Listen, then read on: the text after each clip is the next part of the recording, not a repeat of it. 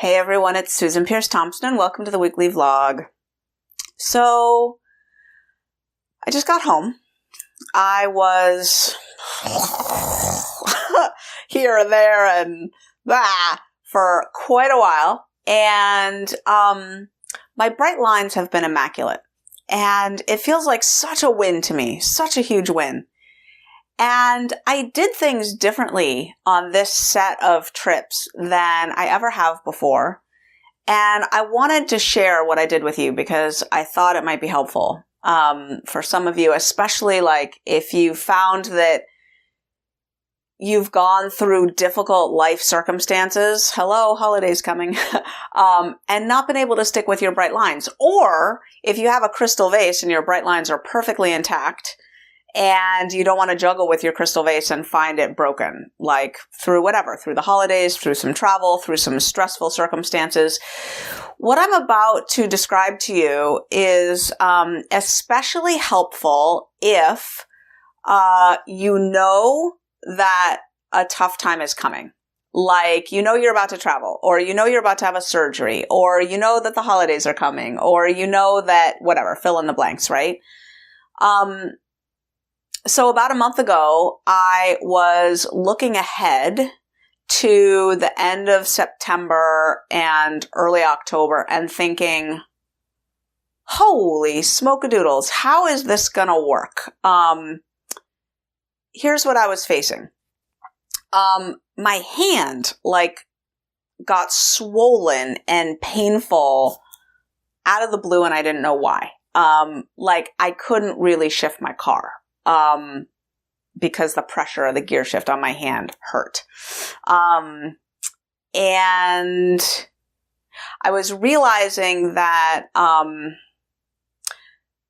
there was a dietary protocol I've been meaning to try to see how it would interact with my bright line eating journey because it's a healthy thing. And, in particular, it's a dramatic lowerer of inflammation.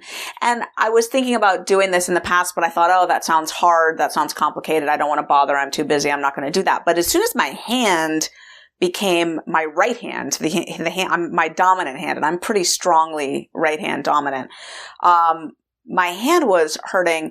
I decided I was going to do 5 days of this protocol. It's no sugar, it's no flour, it's meals, it's bounded quantities. So it's completely bright line friendly, but it's a completely different set of food quantities and categories than I'm used to, and a completely different way of calculating and doing the food than I'm used to. It's like someone else's plan, and I was thinking about trying it. So anyway, I was going to do it. I was going to do it for 5 days. But and I was going to start immediately because my hand was non-functional. But then on the 6th day, I had to fly to Brooklyn and I had a concert Thursday night, a concert Friday night, and a concert Saturday night with 3 different friends.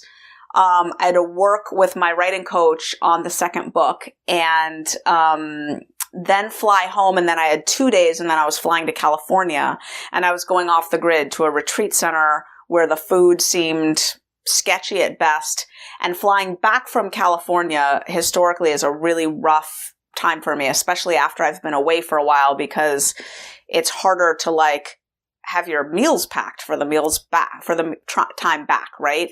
And what I found is that if my trip is, discombobulating, that's a really prime time for breaking bright lines.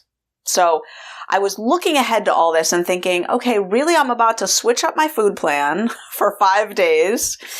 And then the very next day, and I didn't know whether big time cravings would crop up when I rearranged my food plan like this. I knew that the research showed that it would help my hand, but I didn't know what to expect. Then I'm going to fly to Brooklyn. I have 2 days back and then I got to turn around and go to California. It just felt really discombobulating. So here's what I did. I got support. So I talk about the stress bar and the support bar. So I knew my stress would be super high. I just pumped up my support higher. Here's how I did that. I created a private Facebook group.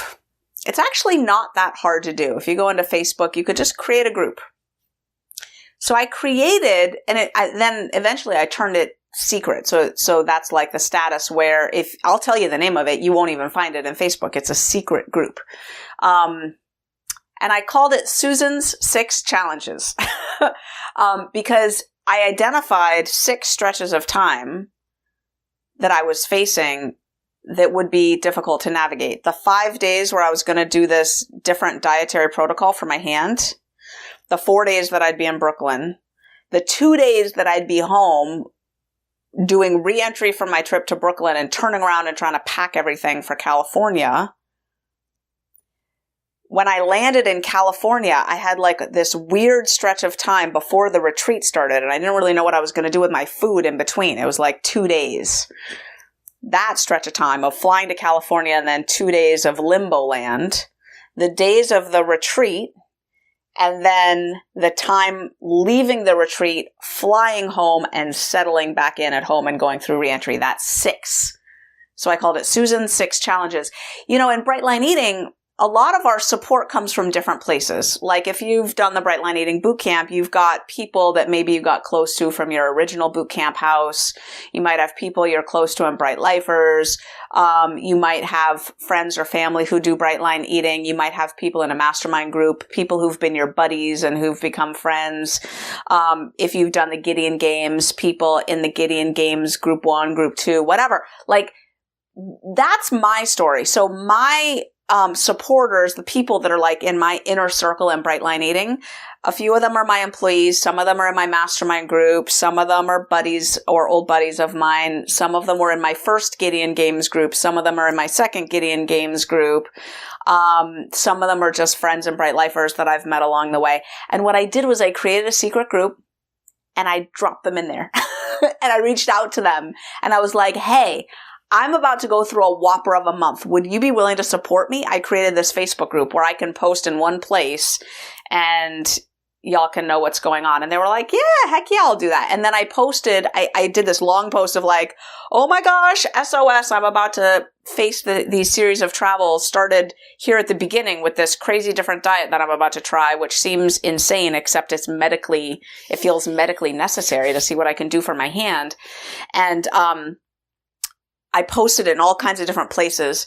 And yeah, I got lots of people on board to support me. And then I created a Google Sheet, which is like a spreadsheet and it's shareable. So you can get the link to it and send it to other people. I created a Google Sheet where I could track, lots of things, my energy, my mood, how my level of hand pain, how bright my lines were, how much support I was getting, how much sleep I got the night before, any cravings that I was having. Because I wanted to know whether this different dietary protocol that I tried would uptick my cravings or hunger levels or anything like that. And I also wanted to track my hand pain and note to myself whether I was getting enough support and so forth. So I created this Google Sheet and then I shared it with everybody in that Facebook group. So every night I could track things and they could see. So we'd all be on the same page. And what else did I do? I created a new nightly checklist sheet, which I printed out for each leg of my trip so that I was clear to about the behavioral habits that I was going to be accountable for. And the first 5 days of that dietary protocol went amazingly. And I know I'm not telling you what it's about. I'll share about that in a future vlog. That's a whole separate topic. There's science behind it. I'm not going to get into that now. This is about the support that I used to get through a really wickedly difficult time. And I'm hoping that there might be little nuggets in here that you might be able to use to rally support in advance of a difficult time. But I know some of you are thinking, come on, Susan, tell us what that was about. I'm not going to do that here. It's a distraction. So it went really well, though. And I was surprised about that. But I had the data of like, oh, how am I doing? My energy tanked like low on day 2. Then it rallied. Other than that, no cravings. As a matter of fact, less cravings, which was weird. No real hunger to speak of, and my hand pain went away. Like it just, my hand issue cleared up. Amazing. Then as I was leaving to Brooklyn, the day before, I asked for someone's help to pack up my food. I planned out all my food in advance of that trip for 4 days, Thursday, Friday, Saturday, and Sunday. I flew there on a Thursday. I got back on a Sunday night. Thursday, Friday, Saturday, Sunday. I asked for someone's help, and I flew to Brooklyn with an extra suitcase, I kid you not, with all of my meals weighed and measured already in the suitcase. Like, done. And did I think about, like, oh, what's going to go bad? Yeah, I did. Like, I thought ahead, and it was all fine. Like, sorry, but baby carrot sticks don't go bad, you know? Now, I arrived, and I was at an Airbnb, so it was really only a few hours that food was in my suitcase, and then I put it right in the fridge. And it was all labeled. It was like, you know, Thursday dinner with a little sticky note, and then, you know, Friday breakfast, Friday lunch, Friday dinner, little sticky notes with little baggies. It was all in the fridge. And throughout my time, now Brooklyn was emotional and it was intense. And I missed my flight on Thursday and missed the concert on Thursday, had to get rerouted into Newark, missed the concert entirely. It was a travesty. Like, it just horrific. I finally got to my Airbnb super late. The concert on Friday night was amazing. That was Paul Simon. Saturday night was Ed Sheeran. But there was some emotional stuff there. The Saturday night concert with Ed Sheeran, that friendship was like rocky, and we had to have an intense discussion, and that was emotional. But my food was perfect because it was weighed and measured already, and all I had to do was like pull Saturday dinner out of the fridge, and it was all set. There was nothing to even think about.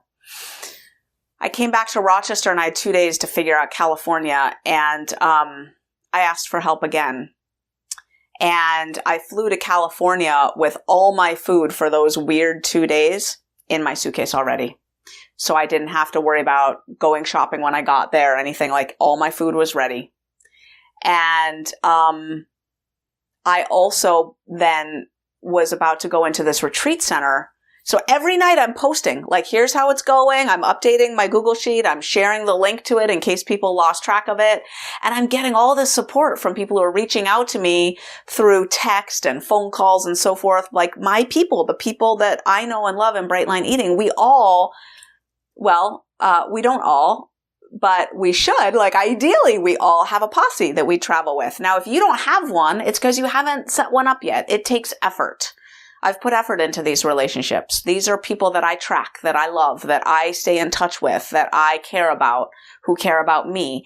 And this is one of the things about Bright Line Eating. Bright Line Eating goes best when we stay in connection, whatever that means. Now, it's not obligatory. There's no gun to anyone's head around here. There's no Bright Line Eating police. And there are people who do their Bright Line Eating journey alone. That's not my understanding of the way this life change is best instantiated. The human connection element is so important. I talk about it here on the vlog a lot because in my estimation, it's the deal. So I just wanted to give you a window into, you know, how this went for me. I got a Bright Lifer's name, a referral from one of my besties in that Susan 6 Challenges Facebook group. One of her mastermind group people lives in Berkeley. And I'm from the Bay Area. I've got places to stay, but I stayed with her and it was wonderful. I met a new lifelong friend, and that flight was messed up, canceled, delayed, whatever it was. Oh, what happened was the first leg was canceled. I don't even remember now. And then the second leg was delayed 11 times, I think. It was ridiculous. I got to her house at Berkeley at 3 a.m. And all I can say is, thank goodness I had my food prepped. Like, my food was set. I took it out of the suitcase. I put it into her fridge and it was set. Some stuff had leaked. I had to spend the next morning swapping baggies and rinsing stuff in the sink. It was fine. I ate my meals. I drove up. It was like a 3.5 hour drive. By the time I got there, my back was wrecked from the flights, the airports, the delays, and then the driving. My back stayed wrecked for days, and I had an incredibly emotional time at the retreat that I was at. I know that I shot a vlog when I got back from this intentional community that I was at in Oregon in August. Well, I was at another one of those events, and this time was completely different. Like, I was an emotional basket case. My back was wrecked. You know, the friendships that I'd had to sort of rearranged, were weighing heavy on my heart. And, it was just a mess. And I didn't eat a single bite off plan. What I did going in there, because I choose to be almost entirely technology free while I'm at these retreats, they did have some Wi-Fi. But instead of those posts in the Susan 6 Challenges Facebook group, those posts were really time intensive and they would hurt my back more because I'd hunch, really bad. So what I did instead was I asked someone to sponsor me. If you don't know the term sponsor, it comes from the 12-step world. And in Bright Line Eating, the way we use it, a sponsor is someone who provides unidirectional support for someone for a period of time. It could be a long-term relationship, or it could just be for a period of time. I wanted someone to hold space for me without them committing their food to me as well. I wanted it to be unidirectional. I'm going to commit my food to you, and I'm not going to spend any time listening to how you are, basically. Like, you're just going to be supporting me. That's a sponsor. And I asked my current Gideon Games team leader, to be my sponsor for this period of time. What that would allow me to do is to check in by voice walkie-talkie. There's an app called Voxer that I use, and to just touch a button at any time that worked for me, record a little blip about how I was. My commitment was to do it once a day, and I kept that commitment, and let her know how I was doing. And I worked with her in advance to set up my food system during this retreat. We talked at length about what food's going to be provided, how's it going to work, even down to the point where it was like I brought a bottle of vinegar. I'm not even kidding. Vinegar in my suitcase. Why? Because if all they had was mixed salad dressings, I don't like those. And I find them unfortunate to weigh and measure, because like a tablespoon of vinaigrette, like I like to do a tablespoon of oil and then ample vinegar. I like a lot of vinegar on my salad.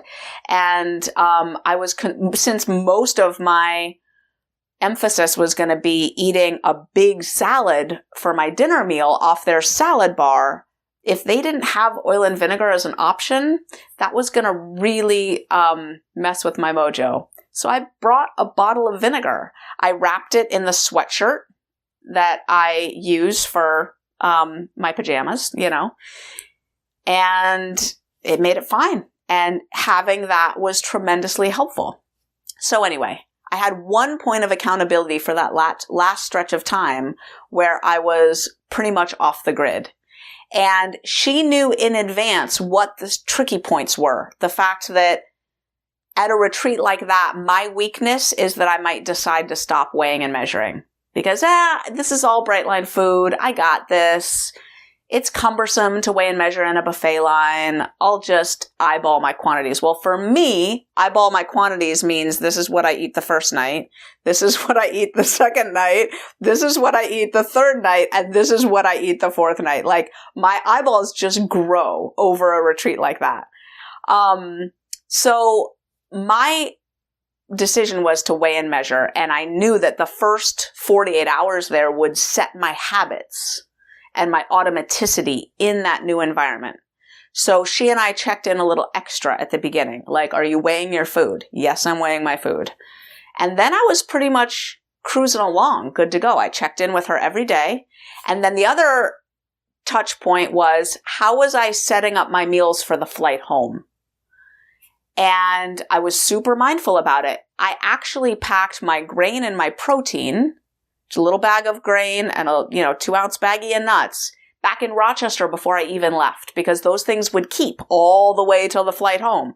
So all I needed was a fruit serving for my breakfast on the way home, and then I needed to get a dinner, and I was able to weigh and measure my dinner off the lunch buffet on the last day of the conference. So I messaged my sponsor and I said, look, I'm good to go. I got everything I need. So then when I got back home, I put a long, post-mortem post in the Susan 6 Challenges Facebook group, celebrated that I made it, and the rest is history. So I've just had maybe one of the most emotional, tumultuous, whatever. I always say that. I'm pretty dramatic.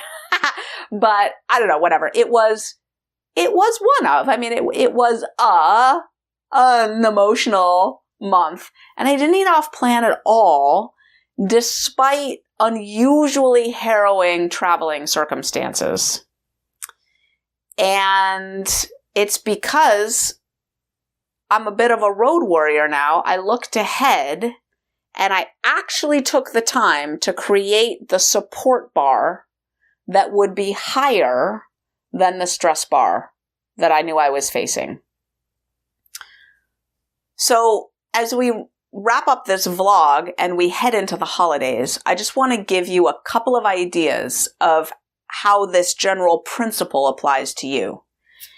It means think about your posse and your running mates, your tribe, your mini core as you do bright line eating, as you go into challenging times. Are they rallied? Are they with you? Are they mobilized? Is there anything you might want to do to shore up those forces? Do you not have a tribe, a posse, a group of running mates? Do you care? Do you want one? There's things you can do. Even if you aren't in Bright Lifers or whatever, you could, for example, sign up for the boot camp. You just go to brightlineeating.com and you go to the Get Started tab. The boot camp's right there. That gives you an instant tribe, an instant posse. You're plopped into a Facebook group of your cohort and it's on from there. There's other ways too. You want to get the book out of the library and start a weekly reading circle in your neighborhood. There's grassroots ways to do it. Okay, so that's the first thing.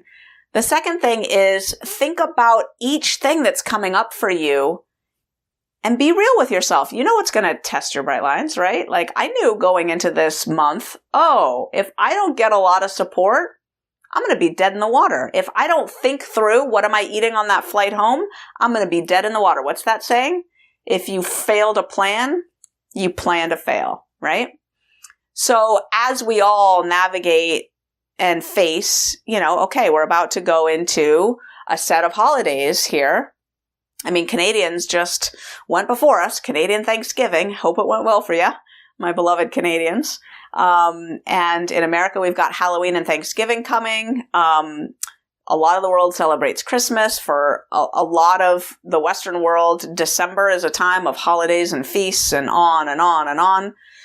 And then for a lot of the Gregorian calendar world, New Year's is January 1st. I know that people have different sets of holidays and, et cetera, right? There are so many religions and countries and calendars and cultures. Please forgive me for not mentioning them all here. But there are seasons in every culture, country, and religion that are ripe for special occasions. And for many of us, that time of year is now. And so this vlog is just a message to think about what your challenges are, right? I just had Susan's 6 challenges. So what are our challenges moving into that time and rallying the forces, creating more support, bookending events? One of my favorite techniques, like the Susan 6 challenges Facebook group and then Google Sheet. And that's technology based. You might be afraid of that technology. It might be foreign to you. That's okay.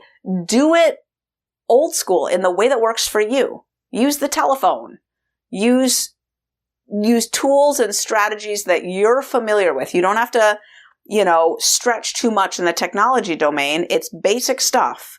Does someone know what you're facing and are they tracking you? Have you asked for them to track you? That's the key. I went out of my way and I asked 15 people to track me, please, during this time.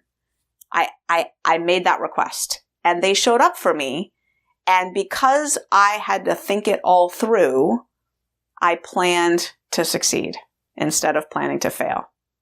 So that is the weekly vlog. Let's roll into these next few months with our eyes wide open because there are challenges, but we are up to them. Lots of love. I'll see you next week.